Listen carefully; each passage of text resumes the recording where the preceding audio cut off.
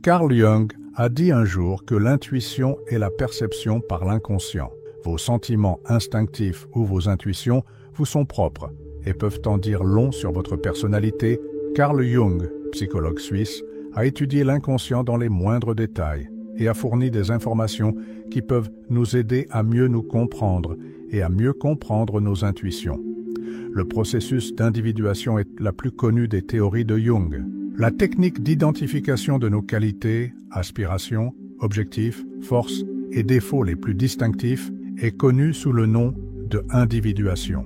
L'investigation de l'inconscient est la procédure la plus importante de ce processus. L'ombre, telle que définie par Jung, est un aspect de l'inconscient. Elle comprend toutes les facettes de votre personnalité que vous tentez de supprimer et d'ignorer. Vous essayez de vous convaincre que vous n'avez pas les qualités que vous prétendez avoir. Ces caractéristiques comprennent, entre autres, la colère irrationnelle, l'envie, la cupidité, l'orgueil, la paresse et la vanité. Cependant, ces caractéristiques ne disparaissent pas si elles sont ignorées ou supprimées. Au contraire, elles se développent et mûrissent dans l'obscurité. Cela conduit à des explosions inattendues, des débordements émotionnels, une réactivité excessive à l'égard des autres, des pensées importunes, des reproches injustes à l'égard des autres, et bien d'autres choses encore. En d'autres termes, ils peuvent être la cause de vos instincts ou intuitions moins favorables. Les archétypes de votre inconscient sont une autre source puissante d'intuition. L'inconscient collectif, un type d'inconscient que tous les individus partagent, contient des archétypes. Selon Jung, certains aspects de la personnalité et des traits de caractère d'une personne sont présents dès la naissance et ne demandent qu'à se développer. Cela explique pourquoi des personnes de culture, d'époque et de lieux différents ont tant de choses en commun. Il s'agit des schémas mentaux innés qui nous permettent de comprendre l'environnement dans lequel nous vivons et d'y réagir. L'aidant est l'illustration d'un archétype jungien, la tendance naturelle des humains à veiller les uns sur les autres. Comprendre son instinct et apprendre à y prêter attention peut vous aider à mieux vivre, ce qui est possible grâce aux idées de Jung sur l'inconscient et les archétypes. C'est pourquoi, en nous basant sur les idées de Carl Jung, nous allons voir dans cette vidéo comment prêter attention à vos sentiments instinctifs. Apprenez à connaître votre archétype et votre ombre. Selon Jung, l'intuition est un processus actif et créatif qui contribue autant à un objet qu'il en soustrait. Ce n'est pas seulement une perception ou une vision. Comprendre son inconscient, examiner son ombre et pratiquer l'individuation sont des moyens de se familiariser avec ses intuitions. Cela peut se faire par l'autoréflexion, la méditation, l'analyse des rêves et des fantasmes, l'analyse des impulsions et l'analyse du comportement. Dès que vous vous réveillez le matin, vous pouvez, par exemple, écrire ce que vous vous rappelez de vos rêves dans votre journal des rêves. Vos rêves vous en apprennent beaucoup sur vos pensées et vos sentiments avant de vous endormir, notamment sur vos angoisses, vos désirs, vos fantasmes et vos inquiétudes. Votre ombre et, par conséquent, vos intuitions peuvent être affectées si vous découvrez que vous portez beaucoup d'inquiétudes. Par exemple, vous pourriez soudainement ressentir le besoin de masquer vos peurs en agissant plus fortement que vous ne le faites en réalité. Le simple fait de réfléchir à la manière dont vous vous êtes senti, dont vous vous êtes comporté et dont vous avez pris des décisions au cours d'une journée donnée est une autre méthode courante, mais très efficace, pour développer votre intuition. Posez-vous des questions telles que « Pourquoi ai-je pris cette décision ?» et réfléchissez régulièrement à vos décisions. Aurais-je voulu faire autre chose à la place? Ou comment me sentais-je à ce moment-là? La réflexion peut se faire régulièrement ou chaque fois que vous avez du temps libre. Vous pouvez y parvenir simplement en y pensant ou, mieux encore, en tenant un journal, c'est-à-dire en écrivant sur le sujet. C'est ainsi que vous regardez votre ombre. Apprendre à connaître son ombre est un processus difficile et sans fin, mais aussi très gratifiant. Vous pouvez identifier ce qui vous motive et, par conséquent, ce qui façonne vos intuitions lorsque vous êtes conscient de ce que vous refoulez. Les archétypes communautaires sont un autre aspect crucial de l'inconscient qui façonne vos intuitions. Il est essentiel de déterminer les archétypes que l'on possède en soi. Voici quelques exemples d'archétypes et les types d'intuitions dont ces personnes font l'expérience. Le protagoniste, le héros est un guerrier courageux qui pense que tout est possible si l'on travaille ou si l'on s'efforce suffisamment. Ses instincts sont basés sur l'obstination, la confiance en ses propres compétences et peut-être même la vanité, l'aidant. Cet archétype fait passer les besoins des autres avant les siens. Votre instinct vous pousse à faire passer les besoins des autres avant les vôtres. Il a souvent le désir inné de dire « oui ». L'auteur. Le créateur est une personne extrêmement créative et artistique. Il a souvent des intuitions créatives, mais pas dans un sens négatif. Il a la capacité de trouver rapidement la réponse la plus originale à une question. Ce type d'individu ne tient pas compte des limites et aime créer ses propres règles. Il a souvent des intuitions sévères, néfastes et extrêmes. Le trompeur. En tant que farceur, le trompeur cherche avant tout à s'amuser et à prendre du bon temps. Lorsqu'il se trouve dans une situation difficile, sa réaction naturelle est de plaisanter, de marchander et de jouer avec les circonstances. L'honnêteté est essentielle pour le sage. C'est le genre de personne qui, avant toute chose, essaie toujours de trouver la vérité et d'être honnête. Le dirigeant vient en dernier. Le souverain est une personne qui a soif de contrôle et qui se sent le plus à l'aise dans un rôle de leader. Ce désir influence ses sentiments naturels. Lorsqu'il a la possibilité d'exercer une plus grande influence, il devient plus vigilant et son instinct l'aide à progresser dans sa vie, dans la société ou dans son entreprise. Vous pouvez en apprendre beaucoup sur les types d'intuition que vous avez souvent en faisant des recherches sur les archétypes jungiens et en essayant d'identifier ceux auxquels vous vous identifiez le plus. Vous commencerez rapidement à reconnaître les émotions automatiques qui découlent de cet archétype après avoir acquis une connaissance approfondie de vous-même et constater, par exemple, que vous vous comportez souvent de manière bienveillante. Quand on y pense, il est essentiel de réaliser que l'on peut transcender les archétypes et se transformer en de nouveaux archétypes. Jung a également distingué deux catégories d'intuition, l'intuition introvertie et l'intuition extravertie.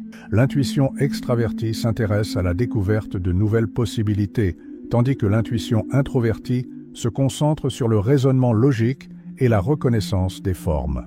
Pour résoudre des problèmes ou faire des prédictions sur l'avenir à partir des connaissances disponibles, l'intuition introvertie se tourne vers l'intérieur. L'intuition extravertie cherche des concepts et des réponses au-delà de la boîte et trouve souvent des idées originales avec facilité. Vous pouvez donc essayer de déterminer si chaque émotion instinctive que vous avez pu reconnaître était introvertie ou extravertie. De quelles données s'agit-il?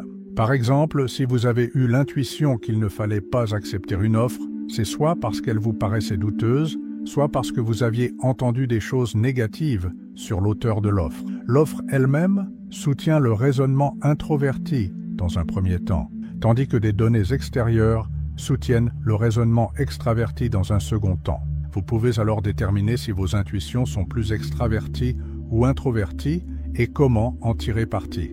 Comme nous le verrons plus loin, vous pouvez également apprendre à développer les deux types d'intuition. Votre inconscient, vos intuitions, et votre personnalité sont en constante évolution. Votre auto-analyse doit donc être continue. En prêtant attention à votre subconscient, à votre ombre, à vos actions, à vos sensations et à vos archétypes, vous pouvez déterminer avec précision les types d'intuition qui se manifestent occasionnellement dans votre esprit et leur origine. Vous pouvez également analyser rétrospectivement tous vos sentiments instinctifs. Éliminez ce qui vous empêche de ressentir instinctivement. Jung pensait que tant que nous n'acceptons pas quelque chose, nous ne pouvons pas le modifier. La condamnation opprime au lieu de libérer. Vous pouvez vous trouver dans l'incapacité d'agir même si vous êtes conscient de ce que vos sentiments instinctifs peuvent ressentir. L'action exige plus qu'une simple reconnaissance. La connaissance de soi n'est qu'un aspect de l'individuation. Elle implique également d'embrasser et d'incorporer chaque aspect de ce que vous êtes afin de former un tout. En raison d'un archétype particulier, vous avez peut-être découvert que vous avez des instincts introvertis utiles, mais que vous avez aussi des intuitions contradictoires dans l'ombre. Il est également possible que vous ayez des intuitions utiles sur des parties de vous-même que vous rejetez et que votre archétype bloque. Prenons l'exemple d'une personne qui est vraiment sûre d'elle et optimiste, ce qui est fantastique, mais seulement lorsqu'elle laisse les autres commencer à profiter d'elle. L'archétype de l'innocence est peut-être à blâmer pour cela. Imaginez maintenant que cette même personne réprime sans le savoir une crainte ou une méfiance qui se cache dans son ombre. Lorsque les gens les traitent mal, ces caractéristiques négatives peuvent servir de source utile de sentiments instinctifs corrects. Par conséquent, lorsque quelqu'un les utilise de manière égoïste, ils peuvent avoir une intuition basée sur leurs caractéristiques d'ombre qui leur dit que c'est ce qui se passe, mais les intuitions confiantes de l'archétype innocent l'emportent sur cette inclination.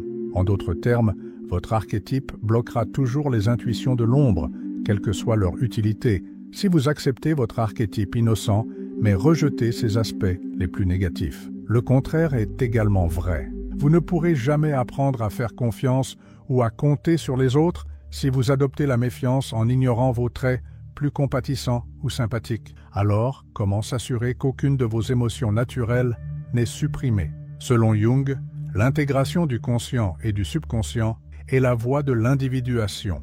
Vous devriez être capable de rester confiant et optimiste sans être aveugle ou stupide, plutôt que d'avoir deux facettes différentes de vous-même. Ce n'est qu'en embrassant tous les aspects de votre personnalité que vous y parviendrez.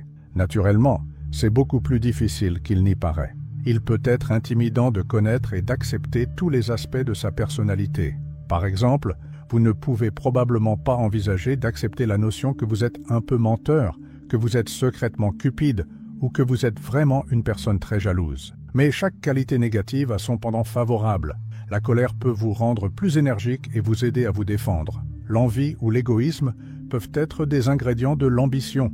La peur et la méfiance peuvent vous mettre à l'abri du danger et ainsi de suite. Vous aimez ce que vous avez appris jusqu'à présent? Aimez la vidéo. Maintenant, dis-moi dans les commentaires, comment pensez-vous pouvoir utiliser vos traits sombres de manière positive? L'ombre a servi à quelque chose, même dans le cas où les intuitions d'un archétype l'ont emporté sur celles de l'ombre, et il est d'ailleurs impossible d'être totalement exempt de défauts. En réalité, l'ombre n'est effrayante et inefficace que lorsqu'elle n'est pas reconnue et accueillie. La meilleure façon de la laisser vous aider et vous être bénéfique est de l'accepter. Posez-vous la question suivante. Dans quelle situation ces traits m'ont-ils aidé, plutôt que de nier ou de combattre les caractéristiques que vous préféreriez ne pas avoir? Quand pourrait-il m'aider?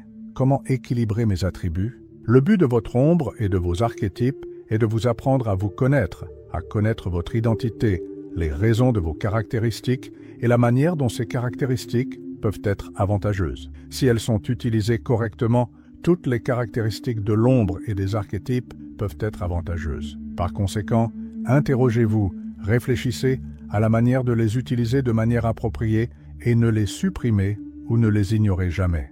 Développez votre capacité à faire confiance à votre intuition. Selon Jung, l'intuition détecte les possibilités des choses plutôt que de vous dire ce qu'elles signifient. C'est la pensée qui donne le sens. Vous pouvez améliorer votre acuité mentale et développer la capacité d'avoir des intuitions plus rapides et plus utiles en faisant des exercices quotidiens, hebdomadaires ou même mensuels.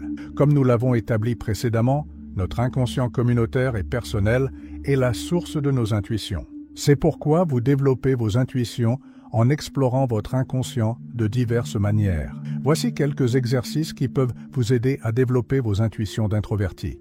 Efforcez-vous de voir votre problème sous plusieurs angles. Un personnage de film, votre futur, quelqu'un qui pense très différemment de vous, ou toute autre personne que vous pensez pouvoir vous aider. Essayez d'explorer votre monde intérieur pendant que vous méditez. Voir vos pensées comme si vous étiez un observateur extérieur est l'une des parties les plus cruciales de la méditation. Vous les reconnaissez, puis vous les relâchez. Cela vous évite de vous laisser distraire ou de vous préoccuper de choses insignifiantes tout en vous permettant de continuer à penser. De cette manière, vous pouvez finir par trouver des idées qui vous paraissent tout à fait uniques et nouvelles, des idées qui, autrement, ne vous seraient pas venues à l'esprit. Créer de l'art, selon Carl Jung, le dessin, la création de métaphores dans les journaux intimes et le partage d'histoires sont autant de moyens d'obtenir de nouvelles idées. Il peut être utile de dessiner un scénario ou de créer une histoire dramatisée à propos d'un problème. Cela vous donne une perspective et une certaine distance qui peuvent vous permettre d'envisager la question d'une manière totalement nouvelle. Voici quelques exercices qui peuvent vous aider à développer vos intuitions extraverties. Placez-vous régulièrement dans des contextes inhabituels. Relevez des défis auxquels vous n'avez jamais été confronté.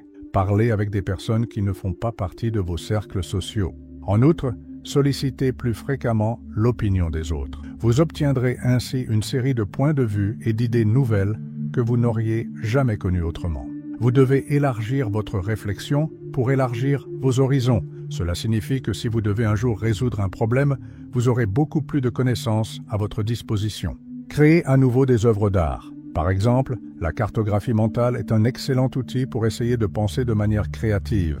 Vous vous mettez au défi de charger la page avec autant d'informations que vous le pouvez lors d'un brainstorming sur papier, en essayant d'utiliser toutes vos connaissances. Vous découvrirez que le document vous en dit plus que vous ne l'auriez jamais imaginé si vous essayez de le relier autant que possible à vos problèmes actuels. Faites une liste d'idées et, même si elles ne semblent pas aller ensemble au départ, essayez de les combiner.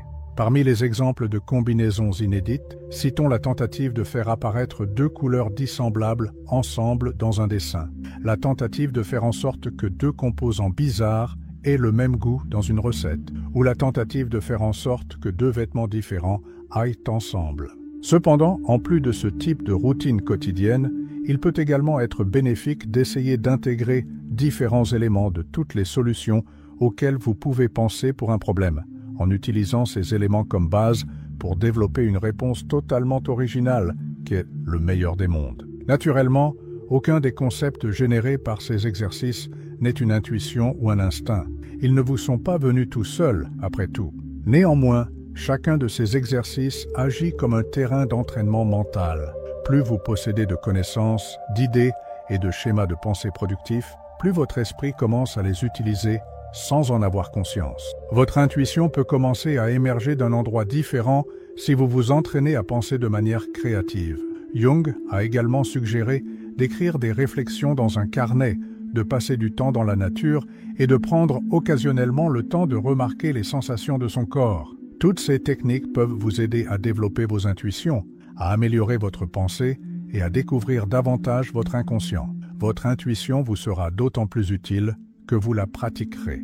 Jung suggérait également de tenir un journal, de passer du temps dans la nature ou de prendre occasionnellement le temps de remarquer les sensations de son corps. Toutes ces techniques peuvent vous aider à développer vos intuitions, à améliorer votre pensée et à découvrir davantage votre inconscient. Plus vous pratiquez des exercices mentaux, plus votre instinct vous aide. Gardez vos instincts sous contrôle. Jung affirme que, parce que les personnes intuitives n'attendent jamais la récolte, elles sont souvent très appauvries. C'est la dernière remarque qu'il a faite pour cette vidéo. Et pour finir, une section difficile. Les instincts inutiles existeront toujours. Nous avons déjà abordé ce sujet lorsque nous avons décrit comment des instincts plus négatifs peuvent entraver des sentiments instinctifs agréables. Cependant, il y a des cas où nous suivons simplement notre instinct sans voir d'autres options. De nombreuses qualités, qui ne sont pas toutes attrayantes, sont stockées dans notre inconscient et peuvent se manifester sous la forme d'intuitions préjudiciables ou obstructives. Par conséquent, vous ne devriez pas toujours suivre votre instinct simplement parce que vous avez appris à le faire. La colère, par exemple, peut conduire à des intuitions à la fois utiles et extrêmement nuisibles, comme le désir de s'éloigner ou d'aliéner les autres. En outre, l'archétype de l'aidant peut vous apporter des informations étonnantes. Cependant, vous devez également faire passer les désirs et les sentiments des autres avant les vôtres. Il n'est donc pas judicieux de suivre aveuglément son instinct. Céder à un instinct qui s'avère inefficace est l'une des choses les plus difficiles à faire. Lorsqu'une intuition semble utile, mais qu'il existe une meilleure option, cela présente un autre risque. Il est essentiel de faire appel à la raison pour évaluer la validité d'une intuition. Qu'est-ce que votre intuition vous dit et est-elle logique? Quels sont les avantages et les inconvénients de suivre votre instinct? En outre, dans certaines circonstances, le plan d'action le plus raisonnable ne semble pas être le meilleur. Dans ce cas, reconsidérez la situation. Qu'est-ce qui vous fait penser que c'est une erreur? Qu'est-ce qui vous fait hésiter dans ce choix? Essayez d'utiliser d'autres méthodes pour accéder à cette émotion inconsciente si vous n'arrivez pas à y penser. Essayez la cartographie mentale, la tenue d'un journal, la peinture ou la méditation, pour ne citer que quelques techniques. Vous trouverez peut-être la réponse dans un endroit inattendu, mais ne prenez pas de décision tant que vous ne savez pas pourquoi vous la prenez. Par exemple, disons que vous recevez une offre d'emploi qui semble fantastique et mieux rémunérée, mais qui ne vous convient pas. Après une certaine introspection, vous comprendrez peut-être pourquoi. Vous avez peut-être entendu quelque chose de très négatif à propos de l'entreprise. La lettre d'offre est peut-être rédigée en termes vagues et suspects. Le fait de comprendre que ces deux éléments peuvent être des indicateurs de votre future situation au travail peut vous aider à éviter une situation épouvantable. Peut-être que vos sentiments négatifs sont simplement de l'anxiété et un malaise résultant de votre incertitude quant à votre aptitude à occuper le poste. Dans ce cas, vous devez vous efforcer de surmonter cette émotion et faire de votre anxiété un défi pour vous-même.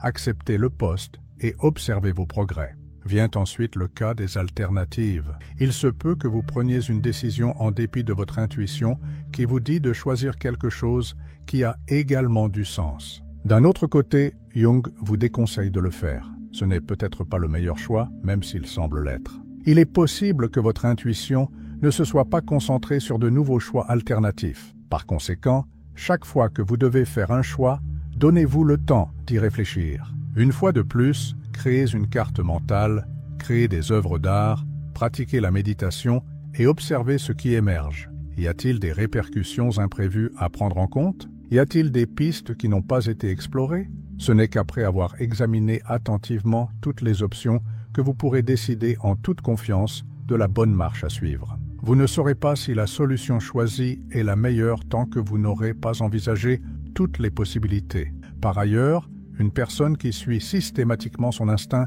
sans se donner de temps est le plus souvent mal préparée et impatiente. Deux capacités indispensables pour atteindre vos objectifs. Si la spontanéité peut être merveilleuse, elle peut aussi être très néfaste. Vos intuitions sont véritablement renforcées par vos pensées, puisque vous pouvez en prendre le contrôle en les analysant, et non l'inverse. Quel que soit le caractère bénéfique et éclairant d'une intuition, vous devez d'abord en évaluer la valeur. En d'autres termes, ne laissez pas votre intuition vous empêcher d'attendre la récolte. Nous avons conclu que la connaissance de notre ombre et de nos archétypes est essentielle pour une intuition plus consciente et plus puissante. Si vous avez appris quelque chose de nouveau aujourd'hui, aimez cette vidéo et partagez-la. Je vous remercie de votre présence et j'espère vous voir dans le prochain film.